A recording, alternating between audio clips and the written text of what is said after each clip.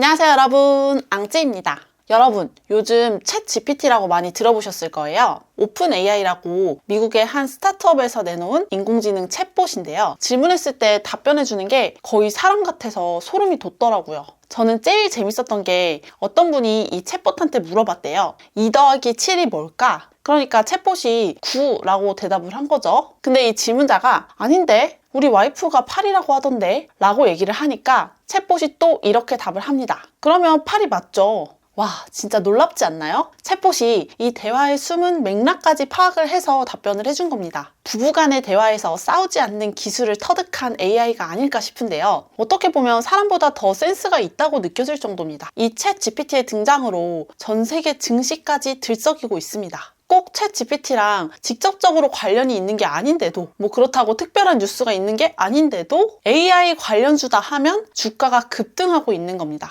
예를 들어서 지난 1월 한 달 수익률 기준으로 AI 데이터 분석 회사인 빅베어는 주가가 4배 이상 오르기도 했고요. 미국의 미디어 회사인 버즈피드는 앞으로 AI로 콘텐츠 만들겠다 발표하니까 주가가 3배 급등. 한 AI 소프트웨어 회사인 C3도 50% 급등. 이걸 두고 외신에서는 월가에서 지금 AI 기술을 두고 희망회로 돌리기가 시작됐다.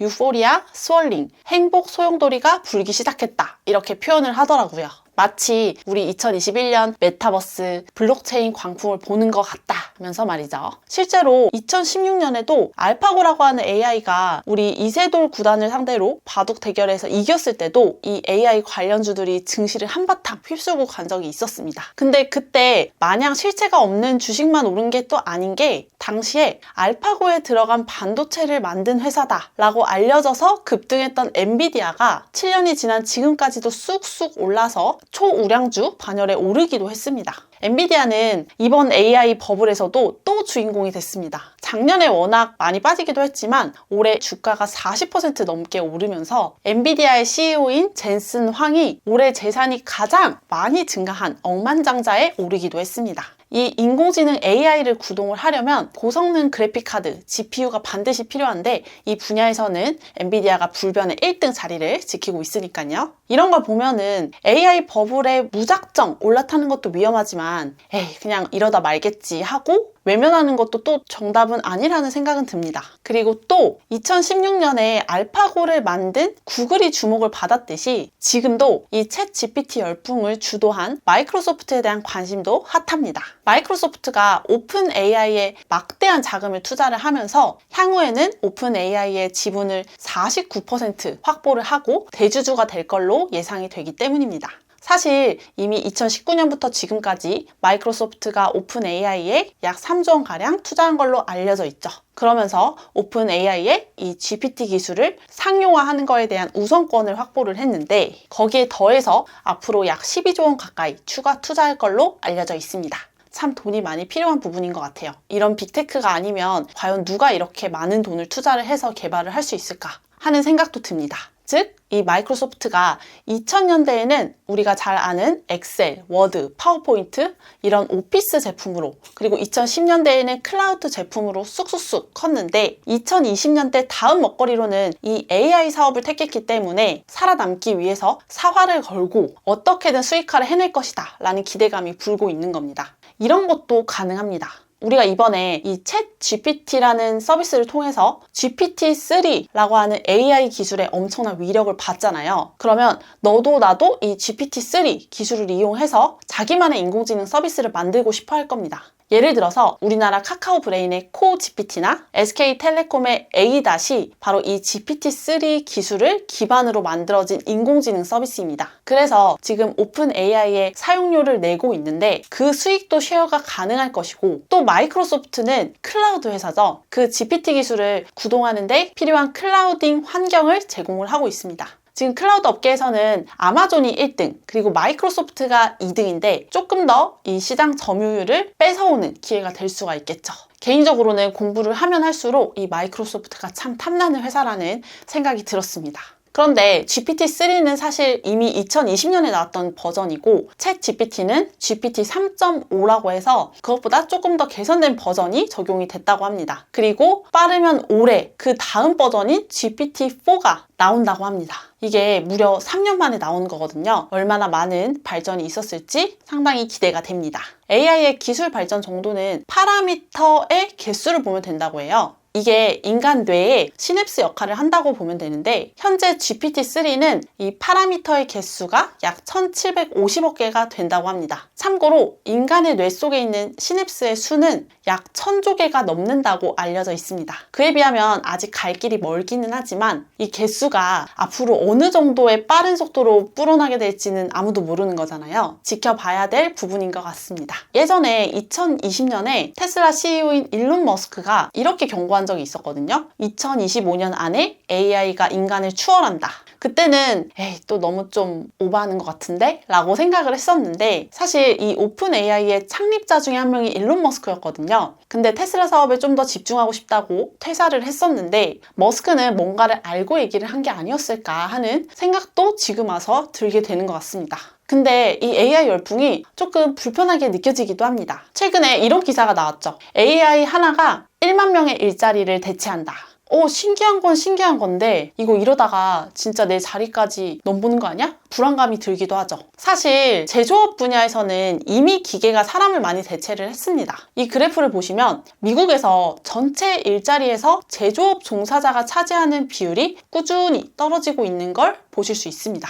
단순 조립, 생산 업무는 그렇게 똑똑하고 센스 있는 로봇까지는 필요가 없기 때문에 자동화가 어렵지 않았던 거죠. 실제로 1940년대부터 80년대까지 중간 임금의 생산직, 사무직 일자리가 많이 늘어났었는데 지금은 그 중에 상당수가 사라지고 고임금 전문직이나 저임금 서비스업 일자리가 많이 늘어났다고 합니다. 근데 AI가 이렇게 똑똑해지고 또 센스 있는 대화까지 가능해지면 그 자리까지 대체할 수가 있게 되겠죠. 최근에 이 챗 GPT가 변호사, 의사, MBA까지 이 3관왕 시험을 모두 통과를 했다고 해서 난리가 나기도 했었습니다. 물론 기술적으로 가능하다는 거지 이게 당장 상용화가 가능하다라는 건 또 다른 문제이기 때문에 당장은 아닐 수도 있습니다. 우선은 사람의 일을 도와주는 보조수단으로서는 아주 유용하게 사용이 될 것 같죠? 실제로 지금도 꽤 많은 직장인들이 챗 GPT를 업무에 활용을 하고 있다고 합니다. 얼리 어답터들은 또 그럴 수 있잖아요. 조사 결과 마케팅, 광고 쪽이 약 36%로 가장 많이 활용을 하고 있었고 테크 쪽이 35%, 컨설팅이 29%로 그 다음을 이었습니다.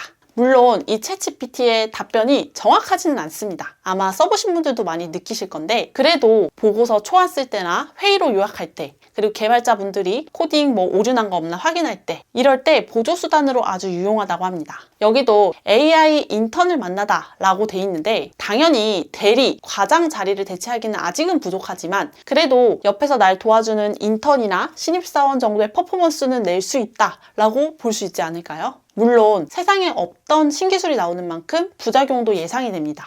요즘에도 학생들이 자꾸 챗 GPT로 과제를 해가지고 선생님들이 좀 난감하다고 하죠. 오죽하면 뉴욕시에서는 공립학교에서는 이 챗 GPT에 아예 접속을 할 수 없게 차단을 해버렸다고 합니다. 그리고 세계적으로 유명한 국제 학술지죠. 네이처 사이언스에서는 인공지능은 논문 저자로 인정하지 않겠다라고 발표를 했습니다. 심지어는 머신러닝 학회에서도 인공지능 논문을 금지시켰다고 합니다. 생각해보면 AI가 AI 논문을 쓰는 것도 되게 이상한 것 같긴 합니다. 이런 식으로 무슨 유해 프로그램도 아닌데 전 세계적으로 챗 GPT 금지령이 확산되고 있는 상황입니다. 그러다 보니까 오픈 AI에서도 자체적으로 AI 감별 프로그램을 내놓기도 했는데요. AI가 쓴 글인지 인간이 쓴 글인지를 구분해주는 프로그램입니다. 직접 창과 방패를 모두 만들어버린 셈이죠. 근데 그것도 별 효과가 없다고 합니다. AI가 쓴 글의 단 26%만 AI가 쓴 글이라고 식별을 해냈다고 합니다. 오픈 AI 개발자분들 입장에서는 난감하면서도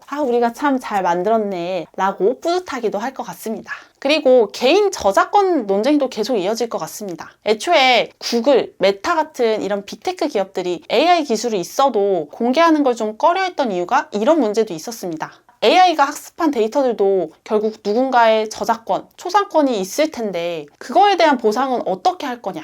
예를 들면 오픈 AI의 또 다른 인공지능이죠. 달리가 그림을 그려서 짜잔 내놓으면 이 작품들도 결국 온라인상에 있는 누군가의 작품을 짜깁기 하거나 본따서 만든 거 아니냐는 거죠. 예술가분들이 불안해할 만한 것 같습니다. 최근에는 이런 논란도 있었습니다. 어도비가 고객 데이터들을 활용해가지고 자사의 AI를 학습시키는 거 아니냐 라면서 난리가 난 건데요. 예를 들면 어도비 프리미어로 만든 전 세계 수많은 유튜버들의 영상 혹은 일러스트나 포토샵으로 만든 수많은 디자이너분들의 작품 이런 것들을 멋대로 활용을 하는 거 아니냐라는 거죠. 어도비는 우리는 그러지 않는다 라고 얘기를 했지만 그래도 여전히 미심쩍어 하는 느낌입니다. 심지어 아마존은 직원들한테 챗 GPT를 제발 사용하지 말라고 부탁을 하기까지 했습니다. 왜냐면 한 아마존의 개발자분이 내 코드가 정확한지 확인을 한번 해보려고 이 전체 코드를 챗 GPT에 입력을 하게 되면 그러면 아마존의 내부 정보가 다 외부로 유출이 되는 거다라는 겁니다. 이런 생각하지 못했던 문제들이 여기저기에서 계속 터져 나오고 있는 것 같습니다. 그렇지만 이미 세상이 공개가 된 이상 빅테크들도 이제 더 이상 여유를 부릴 때는 아닌 것 같습니다. 원래 AI의 선두주자였던 구글은 특히 바빠졌죠. 이번에 구글 실적 발표할 때 CEO가 나와서 이제 곧 구글에서도 AI 기술을 볼 수 있을 거다 라면서 발표 일정까지 다급히 앞당기는 모습을 볼 수 있었습니다. 구글뿐만 아니라 이 메타, 마이크로소프트 같은 빅테크 기업들이 경기 침체에 대비한다면서 수만 명의 인력들을 자르는 모습을 보여줬는데요. 그러면서도 AI 기술자들은 자르지 않고 그대로 유지를 한다고 합니다. 지금 현재 엔지니어 분들 중에서도 AI 기술을 다루는 클라우드 엔지니어 분들이 가장 높은 연봉을 받고 있다고 합니다. 소프트웨어 엔지니어가 여전히 수요 측면에서는 1등이지만 그만큼 공급도 많아서 연봉 측면에서는 12위에 그쳤다고 합니다. 그래서 생각이 든 건데 현직 엔지니어 분들이나 지금 엔지니어를 준비하고 있는 많은 분들이 이 챗 GPT의 등장으로 살짝 방향을 틀게 되지 않을까라는 생각이 듭니다. 물론 지금 이 모든 것들이 AI 버블의 일종이다라고 보는 시각도 있습니다. 아직 이게 상업화되기에는 비용적인 문제나 법적, 윤리적인 문제 해결해야 될 게 산더미라는 거죠. 그래도 이게 속도의 문제지 결국 AI 시대가 올 거다라는 데는 많은 분들도 공감을 하실 거라고 생각합니다. 개인적으로도 투자 관점에서도 그렇지만 AI에 대체되지 않는 사람이 되기 위해서 노력해야겠다. 그 동기부여를 얻게 되는 요즘인 것 같습니다. 쉽지는 않겠지만요. 그럼 오늘 영상은 여기까지고요. 다음 시간에 더 재밌고 유익한 영상으로 돌아오겠습니다. 안녕!